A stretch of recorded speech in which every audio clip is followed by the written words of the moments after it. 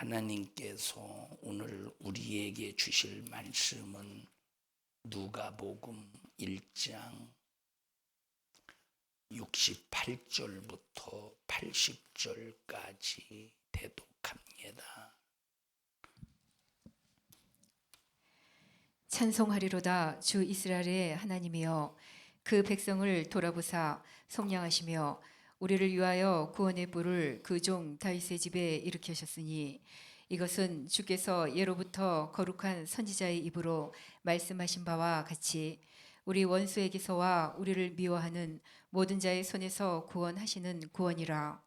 우리 조상을 긍휼히 여기시며 그 거룩한 언약을 기억하셨으니 곧 우리 조상 아브라함에게 맹세하신 맹세라. 우리로 원수의 손에서 건지심을 입고 종신토록 주의 앞에서 성결과 의로 두려움 없이 섬기게 하리라 하셨도다. 이 아이여, 네가 지극히 높으신 이의 선지자라 일컬음을 받고 주 앞에 앞서가서 그 길을 예비하여 주의 백성에게 그 죄사함으로 말미암는 구원을 알게 하리니 이는 우리 하나님의 긍휼을 인함이라. 이로써 돋는 해가 위로부터 우리에게 임하여 어두움과 죽음의 그늘에 앉은 자에게 비치고 우리 발을 평강의 길로 인도하시리로다 하니라. 아이가 자라며 심령이 강하여지며 이스라엘에게 나타나는 날까지 빈들에 있으니라. 아멘.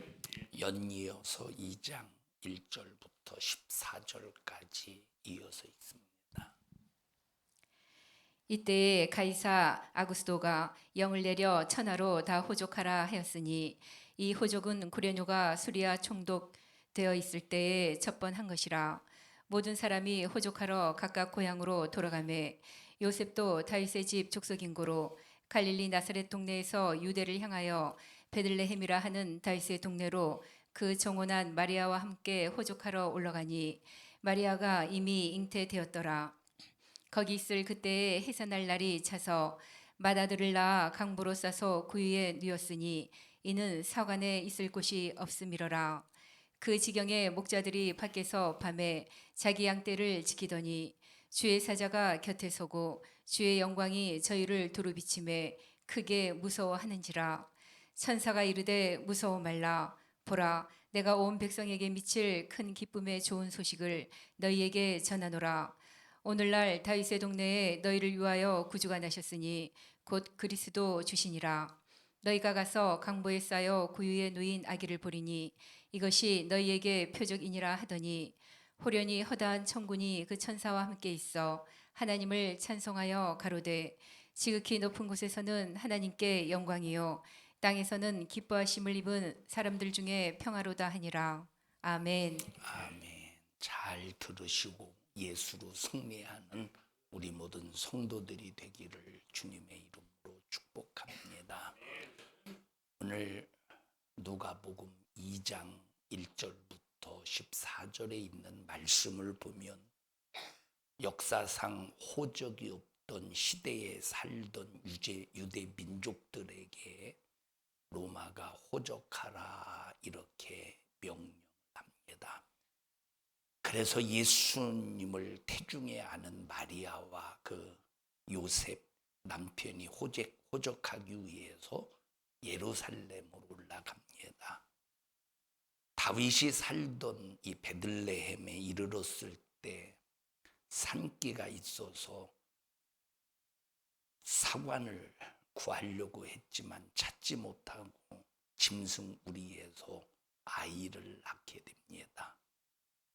예수님께서 천지를 창조하시고 지으시고 역사를 주관하시는 분이신데 낳을 곳이 없어서 구유에 강보를 쌓아놓고 거기서 낳으셨을까라고 할 때 이해가 되지 않지만 예수님께서 이 땅에 오셔서 잉태하시고 출산하시고 생애를 사시고 죽으시고 부활하시고 이 모든 것들은 단 하나도 하나님의 계획과 섭리가 없이는 되지 않는 사건이요 모든 것들은 전부 다 하나님의 계획 속에서 이루어지는 것이니 예수님께서 태어날 곳이 없어서 사관을 구하려고 했어도 구할 수 없어서 말구유 마국간에서 태어나셨다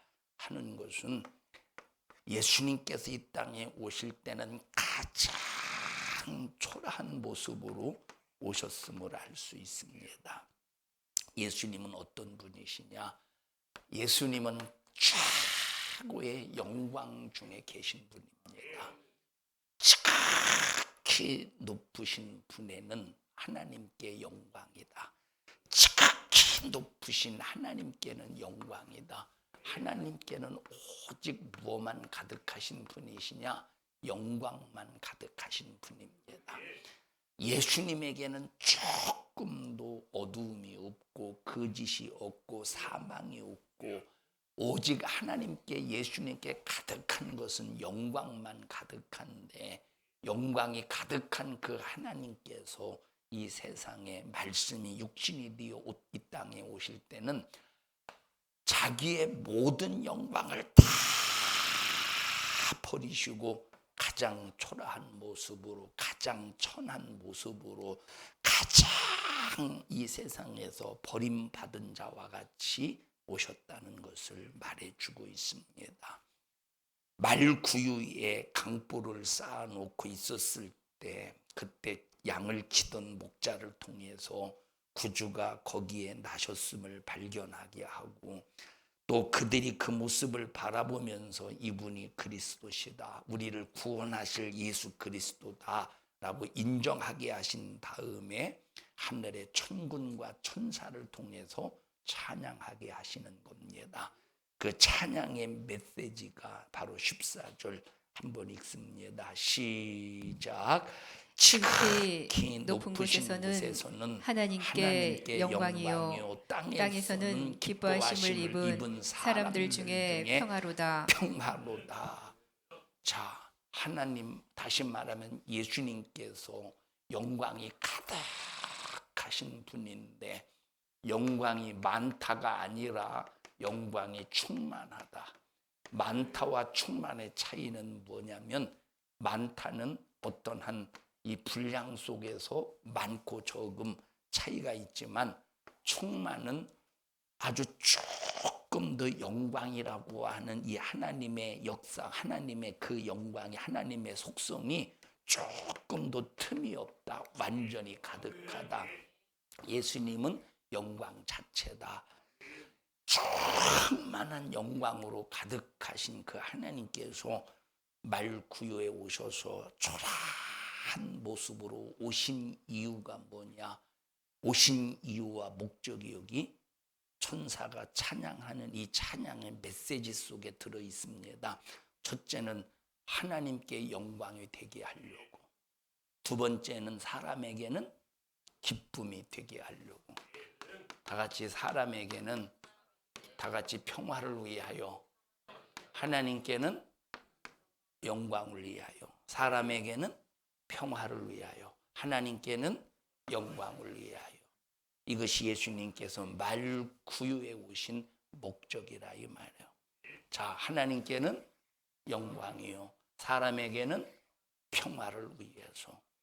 자, 그래서 예수 믿는 사람은, 예수 안 믿는 불신자들 말고 어차피 그들은 예수 밖에서 자기들 맘대로 살다가 호흡이 중단되는 순간에 영원히 지옥 가야 됩니다. 예수 안 믿는 불신자들 말고 예수 믿는 사람들은 이 두 가지의 목적을 신앙생활을 통해서 반드시 이루어야 돼요. 지극히 높은 곳에서는 하나님께 영광이요, 땅에서는 기뻐하심을 입은 사람들의 뭐다? 평화로다. 그럼 기뻐하심을 입은 사람들이 누굽니까? 예수 그리스도로 말미암아 구원받은 사람. 그게 기뻐하심을 입은 사람이에요. 예수로 구원받은 사람. 그 예수로 구원받은 사람에게는 반드시 뭐가 이루어져야 되느냐? 평화가 이루어져야 된다 이 말이에요. 자, 그러면 이 평화가 첫째 어떤 평화냐라고 할 때 첫째 우리 심령의 평화야. 내 마음의 평화. 그래서 우리 예수 믿는 사람은 환경적으로 또 육체적으로 수많은 어려움과 부딪히는 사건이 있어도 내 안에 뭐가 가득해야 되느냐? 평화가 가득해야 돼요. 평안해야 돼. 자, 그런데 우리 육신이라는 것이 항상 평안합니까? 예수를 아무리 잘 믿어도 순식간에 외부적으로 어떤 자극을 받으면 순식간에 평안이 깨져버린다 이 말이에요. 불안하고 맘 상하고 답답하고 순식간에 평안이 깨져버려. 그래서 이 예수로 기뻐함을 입은 사람이 이 평안을 위해서 항상 이 평화를 깨트리려고 수작을 부리는 이 마귀의 역사와 환경적인 요소를 이기기 위해서 반드시 기도해야 된다. 기도가 뭐냐? 기도라고 하는 것은 나의 삶의 평화를 이루는 신령한 축복이요, 능력이요, 힘이요, 권세가 바로 기도라 이 말이에요. 자, 우리 예수 믿는 사람이 해야 될 두 가지 일이 뭐라고? 첫째, 시작. 하나님께는 영광을 올려드리고 예수로 기뻐하심을 입은 나와 여러분들은 항상 우리의 삶에, 우리 심령에 평화를 누려야 된다. 자, 그 다음에 두 번째, 하나님과의 평화가 이루어져야 되고 또 이웃과의 평화가 이루어져야 돼.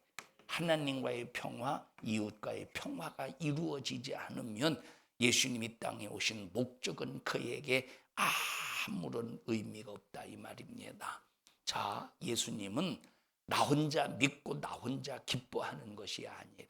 나 예수 믿고 구원받았어 하고 나 혼자 믿고 나 혼자 기뻐하는 것이 아니라 예수 믿은 사람은 반드시 먼저 예수를 통해서 내 심령의 평안이 이루어져야 되고, 이렇게 내 심령의 평안이 예수를 통해 이루어진 사람은 날마다 첫째 하나님과의 평화, 하나님과의 화목, 하나님과의 화평, 그리고 두 번째는 이웃과의 화평, 이웃과의 평화, 이웃과의 평강이 항상 이루어져야 된다.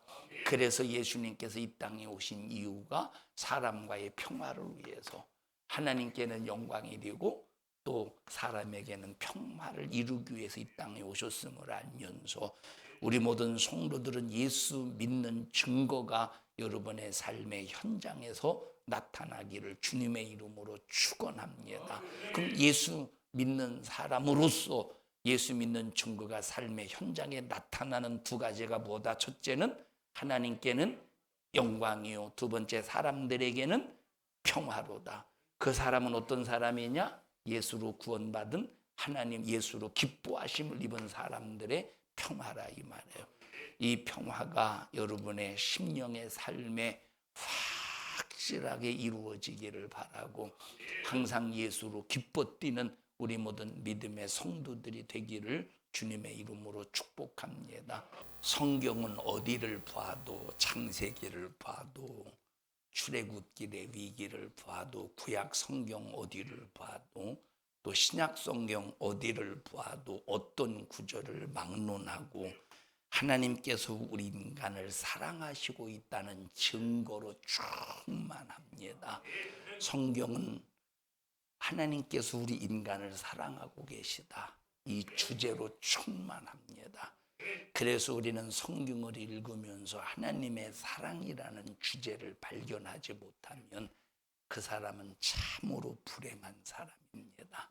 다 같이, 하나님은 나를 사랑하신다. 자, 여러분, 하나님께서 우리 인간을 사랑하시는 일에, 자 보세요. 내가 하나님 앞에 죄를 범할 때 아무 일도 일어나지 않는 것 같습니다. 하나님 앞에 죄를 범할 때 아무 일도 일어나는 것 같지 않아. 그러면 괜찮네. 그러면 또 다음에 또 더 큰 죄, 또 괜찮은 것 같아. 그러면 또 더 큰 죄. 그러다가 어느 순간에 나를 받치고 있는 이 기둥이 죄로 인해서 팍 무너지는 순간에 박살나버립니다. 자, 예를 들어서 보십시다. 하나님께서 이스라엘 백성들과 언약을 맺어요. 하나님께서 이스라엘 백성들과 언약을 맺을 때 이 언약의 사건이 하나님께서 이스라엘 백성들과 맺는 이 언약의 사건을 보면 두 번 언약을 맺어요. 한 번은 언제 언약을 맺느냐면 아브라함과 언약을 맺습니다. 누구와? 아브라함과 언약을 맺어. 그래서 창세기 15장을 보면 자, 이때 당시 이 전통적으로 볼 때 사람과 사람 사이의 맹세, 사람과 사람 사이의 언약을 맺는 방법이 있습니다. 예를 들어서 내가 집사님에게 집사님 나 100만 원만 꿔주세요. 100만 원만 빌려주세요. 그러면 내가 언제까지 반드시 갚겠습니다. 라고 할 때 그냥 요즘에는 종이에다가 글을 써가지고 몇 월 며칠 날 빌린 얼마를 언제까지 갚겠습니다. 갚지 않을 때는 어떻게 하겠습니다. 라고 도장을 딱 찍고 계약서를 지금은 이렇게 이제 변호사 공증을 받든지 해서 계약서를 적어서 이렇게 이제 문서로 문서화 시키지만 뭐 이때는 뭐 그렇지 않았습니다. 어떻게 하느냐? 사람과 사람 사이, 자, 내가 돈을 빌리려고 하는 채무자야. 돈을 빌려주는 채권자라고 해보십시다. 그러면 이 사람도 짐승 한 마리를 가지고 오고 이 사람도 짐승 한 마리를 가지고 와요. 짐승을 딱 가지고 오면 어떻게 하느냐? 그 짐승을 반으로 쪼개. 그 짐승을 반으로 딱 쪼갤 때 어떻게 하느냐? 쪼갠 다음에 이 쪼갠 이게 짐승이라면 짐승을 이렇게 반으로 딱 쪼개요. 이 짐승을 딱 반으로 쪼개면 이 양쪽에다가 이렇게 쪼갠 쪽으로 해서 마주보게 이렇게 한쪽에는 이 사람 쪽에 놓고 한쪽에는 이 사람 쪽에 놔. 이 딱 쪼개서 짐승을 쪼개서 이렇게 해서 쪼갠 것을 마주보게 한다 이 말 이해하셨습니까? 자, 그럼 피가 얼마나 많이 흥건하게 섞겠습니까? 그 피를 뿌려. 채무자. 그러면 채권자도 역시 이제 짐승을 가지고 왔으니까 반으로 쪼개서 쪼갠 것을 서로 마주 대하여 놓습니다. 이쪽에. 자, 먼저 먼저 채무자가 반으로 쪼개서 이 쪼갠 것을 마주 대하게 놓고 뭐라고 말하느냐? 거기서 이제 맹세를 하는 거야.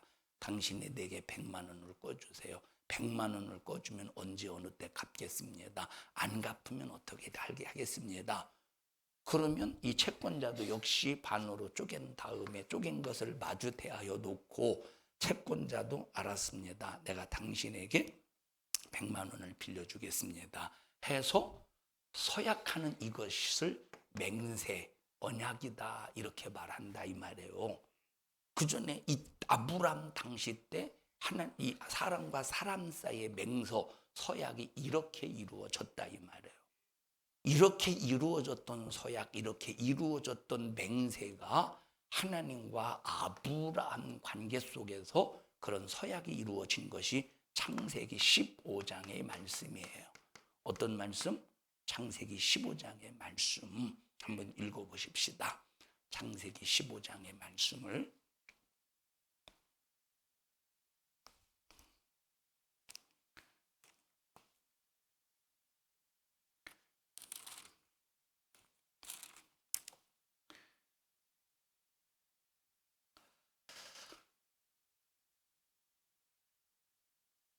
1절부터 읽어보십시다. 시간이 좀 걸리지만 한번 쭉 1절부터 시작. 이후에 여호와의 말씀이 이상 중에 아브람에게 임하여 가라사대 아브람아 두려워 말라. 나는 너의 방패요 너의 지극히 큰 상급이니라. 그 다음에 2절 시작. 아브람이 가로되 주 여호와여 무엇을 내게 주시려나이까. 나는 무자하오니 나의 상속자는 이 다메섹 엘리에셀이니이다. 여러분 지금 하나님께서 아브라함에게 일방적으로 뭐라고 말씀하시느냐? 첫째, 나는 너의 방패래. 두 번째는 뭐래? 나는 너의 큰 상급이래. 여러분 부모로서의 큰 상급은 자식 아니겠습니까? 부모로서의 큰 상급은 자식이야. 그런데 지금 하나님께서는 자식이 없는 아브라함에게 나타나셔서 하시는 말씀이 큰 상급이래. 말이 됩니까? 자식이 없는데 큰 상급이래. 그랬더니 지금 아브라함이 뭐라고 말합니까? 상급, 뭐 이렇게 쉽게 이해한다면 상급이요? 내게 무슨 상급이 있습니까? 나는 부자한데 나의 모든 것을 상속할 자는 내 자식이 아닌 나는 상급이 없습니다. 그래서 자기의 것을 상속할 자는 누구라고? 다메섹 사람 엘리에셀이라는 거야. 지금 아브라함은 상급이 있대 없대? 여기서 말하는 상급은 누구야? 자식이라. 자식이 없는데 내게 무슨 상급이 있겠습니까? 그저 내 것을 상속할 자는 다메섹 사람 엘리에셀밖에 없습니다 하는 이 얘기야. 근데 하나님은 지금 일방적으로 나는 너의 방패야, 나는 너의 상급이야 하고 하나님께서 말씀하시는 거예요. 3절 보십시다. 시작. 아브라함이 또 가로되 주께서 내게 씨를 아니 주셨으니 내 집에서 길리운 자가 나의 후사가 될 것이니이다. 여호와의 말씀이 그에게 임하여 가라사대 그 사람은 너의 후사가 아니라 네 몸에서 날 자가 네 후사가 다시 되리라 말하면 하시고. 너의 상급이라. 아브라함 너에게서 태어날 그 자가 누굽니까? 너의 상급이 된다는 거예요. 하나님이 말로 약속하셨죠. 하나님이 말로만 약속하셨지. 자, 그 다음 읽어보십시다. 5절 시작.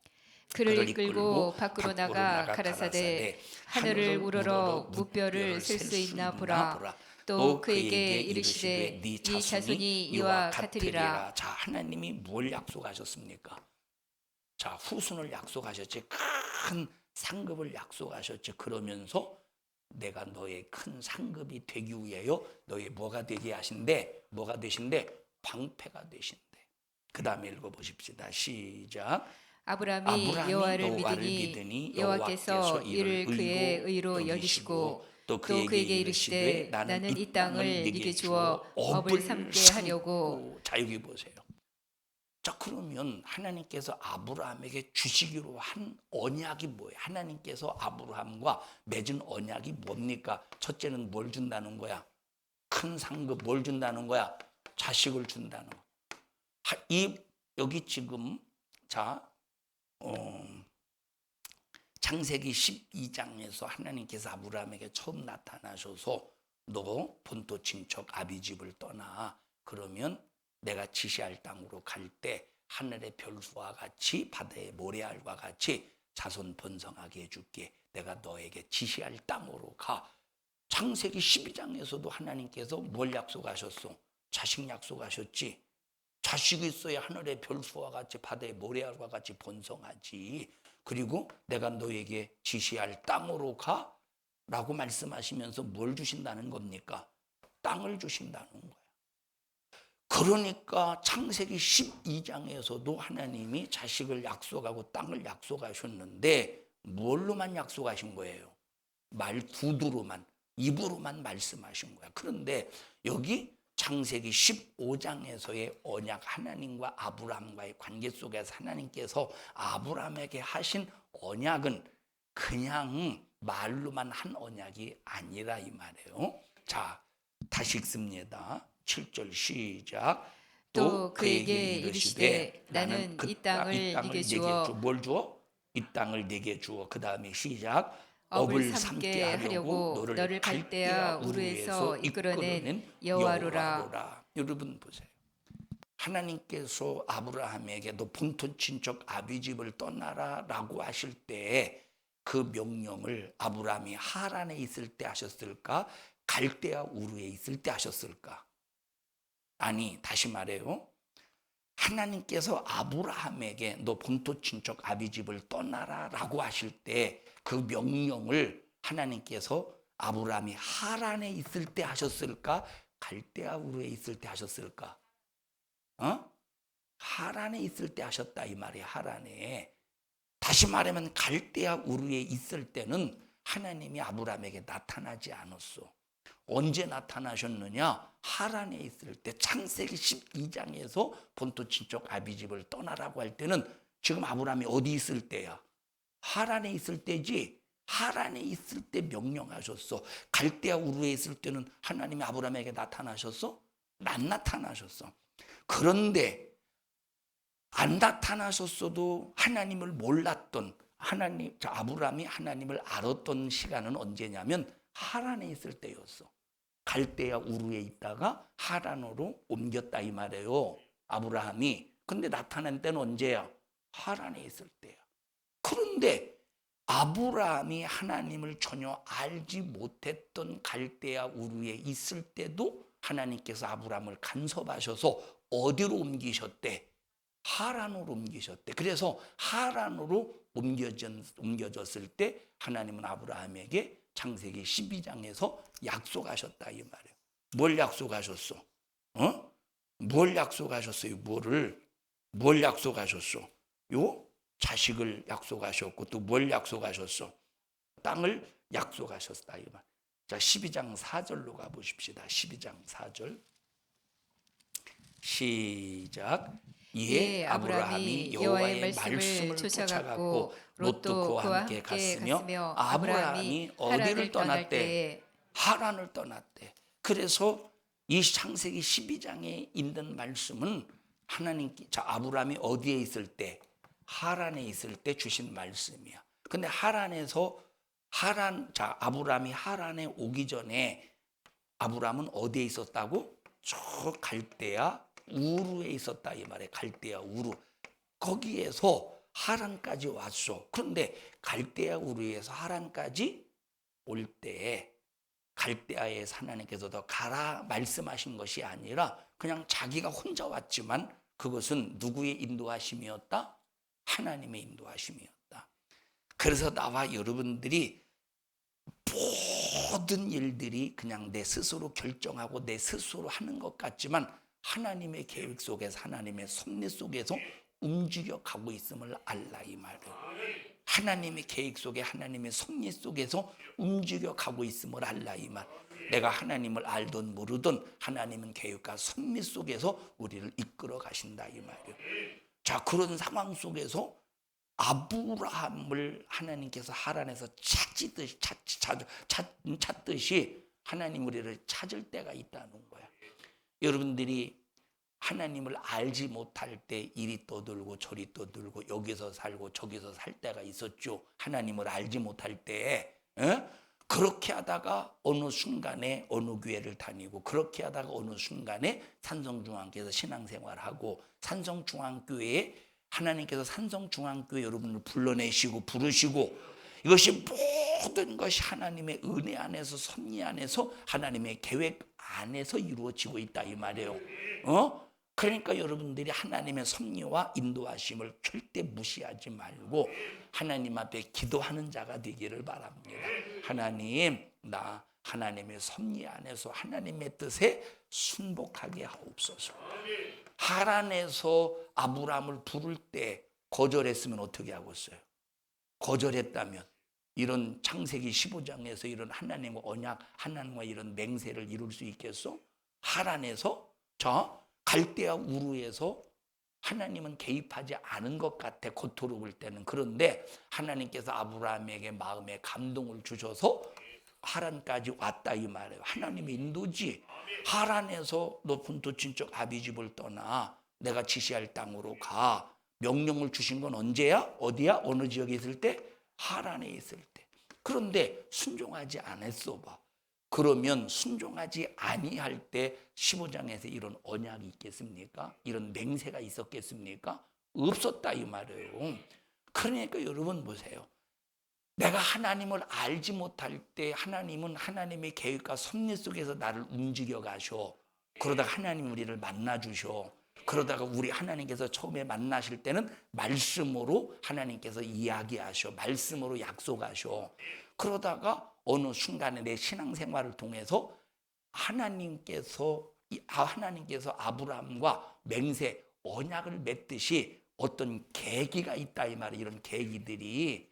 근데 이때는 뭘로 맺었어? 짐승을 갈라서 피로 맺었다 이 말이에요. 자, 다시 15장으로 건너갑시다.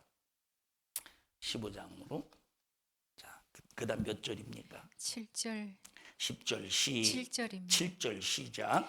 또 또 그에게 이르시되 나는 이 땅을 네게 주어 업을 삼게 하려고 너를 갈대아 우르에서 이끌어낸 여호와로라. 이거 지금 이 7절까지 15장 1절부터 7절까지 하나님께서 두 개를 준다고 했어요. 두 가지를. 하나는 첫째 상급. 상급은 뭐다? 자식이다. 두 번째는 땅을 주신다는 거야. 그 다음에 읽어보십시다. 시작. 그가 가로되 주 여호와여 내가 이 땅으로 업을 삼을 줄을 무엇으로 알리까? 여호와께서 그에게 이르시되 나를 위하여 3년 된 암소와 3년 된 암염소와 3년 된 수양과 산비둘기와 집비둘기 새끼를 취할지니라. 아브라함이 그 모든 것을 취하여 그 중간을 쪼개고 그 쪼갠 것을 마주 대하여 놓고 그 새는 쪼개지 아니하였으며. 이렇게 말했어요. 자, 이거 어서 많이 듣던 얘기 아닙니까? 쪼갰대. 뭐 할 때 쪼갠다고? 맹세할 때, 언약할 때 쪼갠다 이 말이에요. 자, 이거는 제사와 다르겠죠. 이건 제사가 아니라 어떤 때? 여러분 제사는 어떻게 하는 거예요? 쪼갭니까 제사는? 제사는 각을 떠. 각을 뜨죠. 각을 딴다는, 여러분 보세요. 각을 뜬다는 말은, 자, 각을 뜬다는 말은 뭡니까? 마디와 마디를 분리하는 것을 각을 뜬다고 말해요. 그건 각을 떴어? 쪼갰어? 쪼갰지. 그러면 창세기 15장의 사건은 제사의 사건이라기보다도 무슨 사건이다? 언약, 맹세의 사건이라 이 말이에요. 그러니까 과거에 이 고대 근동차 이런 그때 이때 시대에 족장 시대에 사람과 사람이 맹세할 때 어떤 방법을 쓴다고? 짐승을 가지고 와서 서로 쪼개서 서로 쪼갠 것을 마주 대한다는 거야. 지금 이 사건은 하나님께서 아브라함에게, 그런데 여기 보세요. 아브라함이 언제 요구했어? 아들 달라고 자식 달라고 요구했어요? 땅 달라고 요구했어? 하나님의 일방적인 선포야. 내가 너에게 자식 줄게. 내가 너에게 땅 줄게. 그러니 그냥 이건 내가 말로만 하지 않을게. 여러분 보세요. 그러면 이 짐승을 쪼개서 서로 마주 대하여 놓는다는 의미가 뭡니까? 이 언약을 지키지 않으면 이렇게 쪼개져 저주받는다는 소리야. 언약을 지키지 않으면, 맹세를 지키지 않으면 쪼개져 이렇게 저주받는, 죽음을 면할 수 없다는 거야. 이 뜻이 꼭 맹세를, 언약을 지킨다 이 말이에요. 자, 그 다음에 또 읽어보십시오. 자, 그 다음에 우리가 뒤쪽으로 가보십시다. 뒤쪽으로 쭉 넘어갔어요. 더 어디로 가느냐면 쭉 뒤쪽으로 갑시다. 자, 그냥 끝까지 읽읍시다. 12절 시작. 자, 11절 시작. 솔개가 그 사체 위에 내릴 때에는 아브라함이 쫓았더라. 여러분 왜 솔개가, 여기 지금 보십시오. 여기 지금 한마디로 말하면 여기는 하나님이 계시고 여기는 아브라함이 있어요. 여기는 쪼갠 짐승이 있어. 하나님이 계시고 아브라함이 있어. 여기는 쪼갠 짐승이 있어. 근데 여기 뭐가 앉으려고 했대? 솔개가. 그러면 이 의미가 뭐겠습니까? 하나님과 아브라함 사이의 언약을 깨트리기 위해서 방해하는 요소가 있다는 소리야. 하나님과 나와 사이에 하나님께서 맹세하시고 언약하시는 이 언약을 깨트리기 위해서 뭐하는 존재? 방해하는 존재가 있다 이 말이에요. 이 방해하는 존재를 아브라함이 쫓아버렸어. 그래서 하나님과 나와 맹세된, 하나님과 나와 언약이 된 이 사건에 대해서 방해하는 악한 막에서 단 귀신의 역사를 우리는 반드시 몰아내서 하나님과의 언약이, 하나님과의 맹세가 반드시 이루어지기를 주님의 이름으로 축원합니다. 방해하는 솔개와 같은 역사가 있다 이 말이에요. 방해하는 솔개와 같은 회방꾼이 있다니까. 언약이 이루어지는 일에 이 원수를 반드시 쫓아내고 이 반드시 원수를 몰아내기를 주님의 이름으로 축원합니다. 그러면 이 원수가 방해하는 요소가 있다고 할 때, 이런 방해 역사 때문에 아브라함이 두려웠음을 알 수가 있죠. 두려웠음을 알 수가 있지. 밤에 잠을 자는데 캄캄함이 임해서 두려웠다는 거예요. 두려웠다 이 말이에요. 그래서 여러분, 그러나 나와 여러분들이 하나님과 나와 언약을 이루는 일에 아무리 어떤 솔개와 같은 방해가 있다고 할지라도 우리는 두려워하지 말자. 왜? 뭐라고 약속하셨어? 하나님께서 내가 너의 큰 상급이 될 것이다. 그 앞에 뭐라고 약속하셨어요? 방패가 되어줄게. 솔개 같은 것 따위 너를 방해하는 모든 원수가 너를 방해할지라도 방해하지 못하도록 뭐 해줄게? 방패가 되어줄게. 내가 너의 방패가 되어줄게. 자, 그 다음에 또 읽어보십시오. 12절 시작. 해질 때에 아브라함이 깊이 잠든 중에 캄캄함이 캄캄함이 임함으로 심히 심히 두려워하더니 두려워하더니 여호와께서 아브라함에게 이르시되 너는 정령이 알라 네 자손이 이방에서 객이되어 그들을 섬기겠고 그들은 400년 동안 네 자손을 괴롭게 하리니. 여러분 여기 보십시다. 400년 동안 애굽에서 종살이하는 것이 저주 같잖아요. 그런데 이것은 저주가 아니라 하나님의 보호하심이야. 왜? 지난번에 말했어요. 아브라함, 이삭, 야곱 시대에 가나안 땅에 살고 있는 족속이 있다고 그래서 여기 나와 있는 성경에 나와 있는 족속이 10족속인데 여기 성경에 나와 있는 족속 뒤에 보면 뭐 겐족속, 그니스 19절에 보면 겐족속, 그니스 족속, 갓족, 간몬 족속, 헷 족속, 부리 족속, 르바 족속, 야모리 족속, 가나안 족속, 기르가스족, 여부스 족속 이런 한 10개 족속 정도 있다 이 말이에요. 자, 그런데 이때 가나안 지역에서 살고 있었던 족속 중에서 이 10개 족속에 포함되어 있는 족속도 있지만 5개 족속이 엄청나게 드센 족속, 사나운 족속이 있어요. 여기는 이제 안악자손이 빠져 있잖아요. 안악자손 같은 그런 경우. 그러니 여러분 보세요. 쭉 나중에 모세 시대에 가나안 땅을 보면 족속이 바뀌었어요? 안 바뀌었어요? 바뀌었지. 7개 족속. 이 말은 세월이 지나면서 족속끼리 서로 싸우고 없어지고 다시 생겨나고 합쳐지고 그런 역사의 세월을 보냈음을 알 수가 있잖아요. 그렇다고 할 때 만약에 이 아브라함이 가나안 지역에서 살았어 봐. 애굽으로 안 들어가고 400년 어떻게 되었어? 그 민족이 아예 존재하지 않았겠지. 없어졌겠지. 그러니까 하나님의 섭리는 애굽이라는 그때 당시 가장 강대국에 들여보내서 보호하시는 사건이었다. 지키시는 사건이었음을 말해주고 있다. 이 말에 뭘 이루려고 400년 동안 이방에서 객이되게 하시는 것은 뭐를 이루시려고? 이 맹세, 이 언약을 이루시려고. 자, 그 다음에 다시 앞으로 와서 13절을 다시 읽습니다. 시작.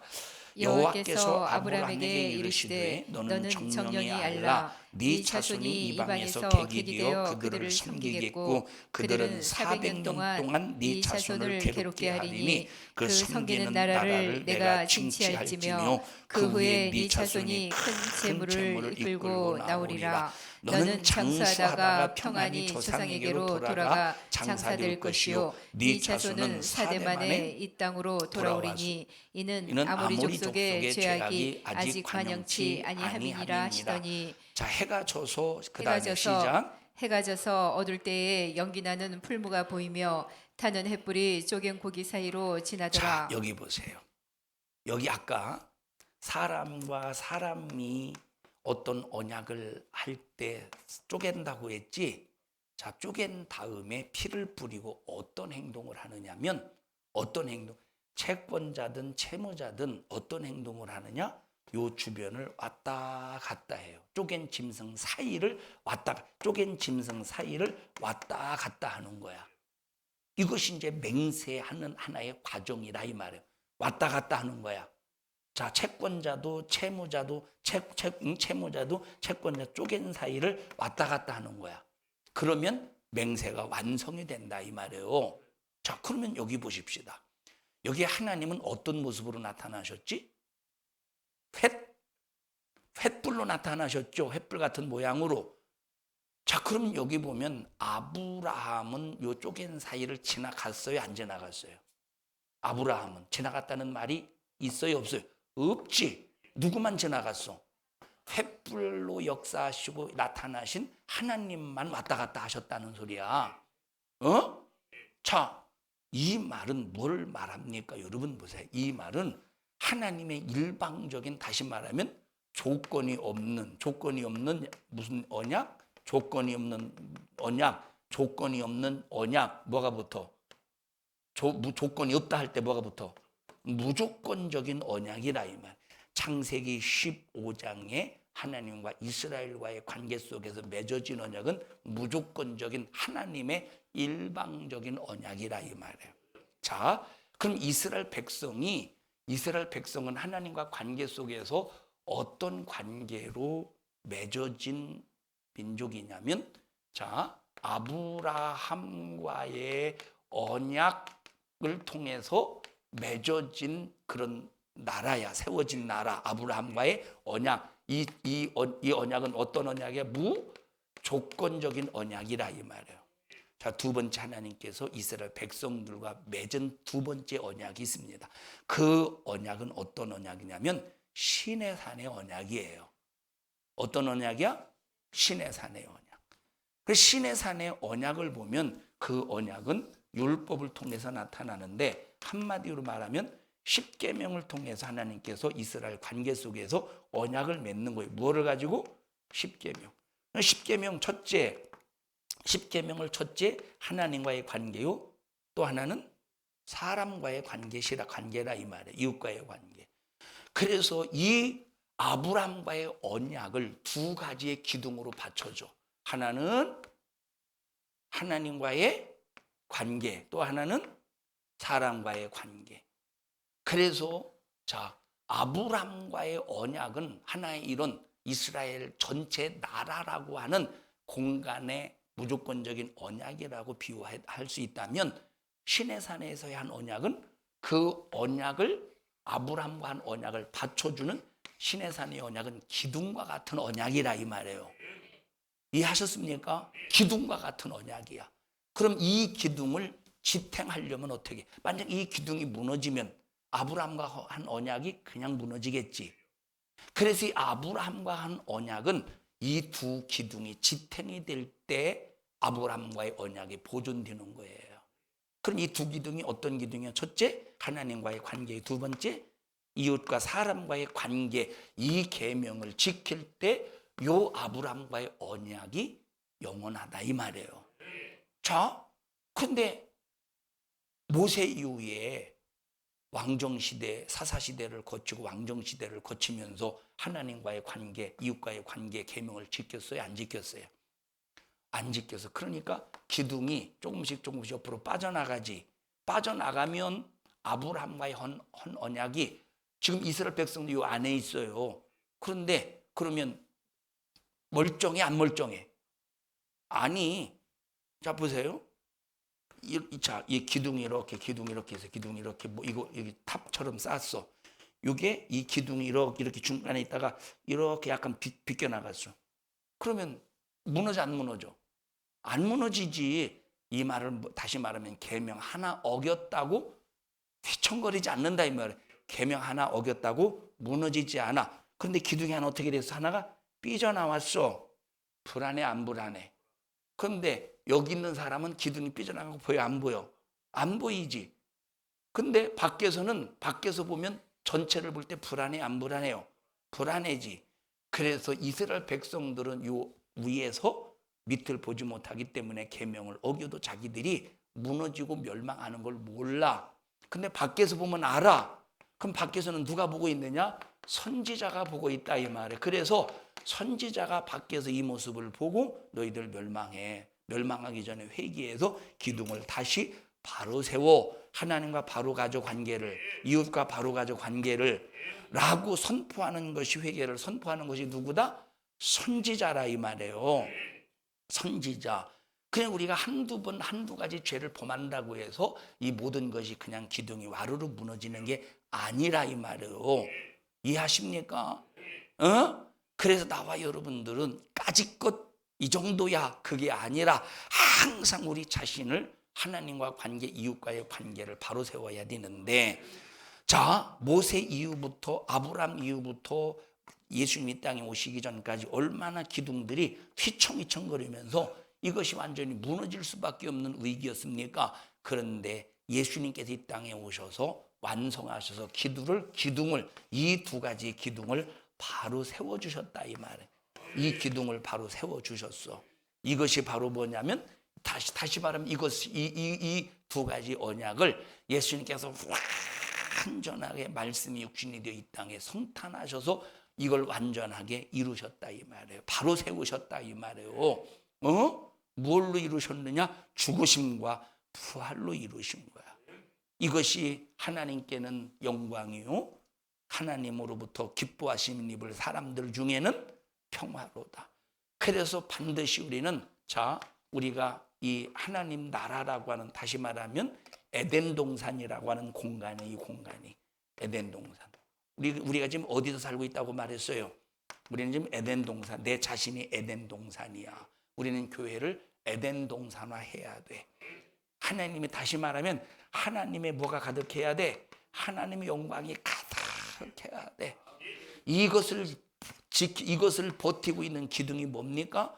이것을 버티고 있는 기둥이, 이 기둥이 뭐야? 이 기둥이 하나님의 말씀이라 이 말. 이 말씀을 불순종하면 기둥이 삐져나가. 불순종하면 그 회개를 통해서 이 기둥을 바로 세워야 되는 것이 우리 신앙 생활이라는 거야. 이 바로 세울 수 있도록 예수님이 십자가에 피 흘려 죽으셨다는 거예요. 어디로 오셨느냐? 구유에 오셨대. 말 구유에 오셨다는 거. 이 기둥을 바로 세우시기 위해서 어디에 오셨대?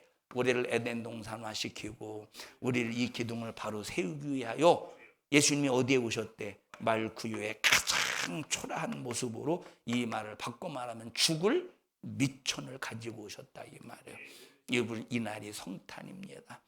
이 성탄절에 수많은 사람들이 타락의 날, 쾌락의 날, 정욕의 날로 바꾸어서 예수님이 땅에 오심을 왜곡 변절시킨 이런 시대 속에서 나와 여러분은 이 성탄절에 굳게 하나님을 찬양하고 하나님이 기뻐하시도록 하나님 앞에 최상의 영광을 올려드리는 성탄절이 되기를 주님의 이름으로 축원합니다.